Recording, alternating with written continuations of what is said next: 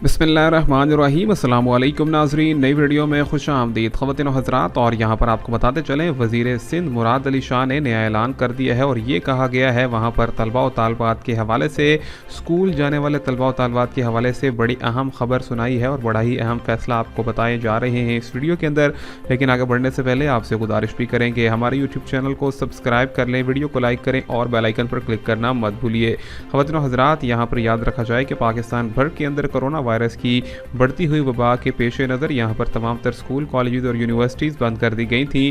फ़िलहाल यहाँ पर अब दोबारा से स्कूल खोलने के हवाले से नया ऐलान किया गया है सिंध हुकूमत की जानिब से, और ये कहा गया है कि यहाँ पर जो पीर का रोज़ है यानी कि 23 अगस्त से अब दोबारा से स्कूल खुल जाएंगे। लेकिन कौन कौन से स्कूलों में दोबारा से मुकम्मल तौर पर उनकी तातीलात को ख़त्म किया जा रहा है, तो वहाँ पर जिन स्कूलों के अंदर मुकम्मल तौर पर 100% वैक्सीनेशन का अमल पूरा हो चुका है, सिर्फ वही स्कूल खोले जाएंगे। लेकिन बाकी स्कूल जिनकी अभी वैक्सीनेशन का अमल मुकम्मल नहीं हुआ, वहाँ पर मुकम्मल तौर पर हाज़िरी नहीं ली जाएगी, सिर्फ 50% तलबा को ही बुलाया जाएगा। और इसी के साथ साथ हफ्ते में 6 रोज़ के हवाले से कहा गया है।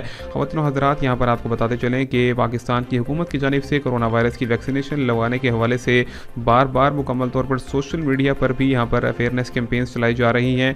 और इस वीडियो का तवस्सुत से भी आपसे यही गुजारिश है कि आप भी वैक्सीनेटेड रहें, अपने आसपास के लोगों से भी वैक्सीनेशन लगवाने की गुजारिशात करें ताकि सबको महफूज बनाया जा सके और तलबा व तलबात का तालीमी सिलसिला दोबारा से बहाल हो सके और पाकिस्तान अपनी तरक्की पर गामजन हो सके। मिलेंगे आपसे नई वीडियो में, तब तक के लिए अल्लाह हाफिज़।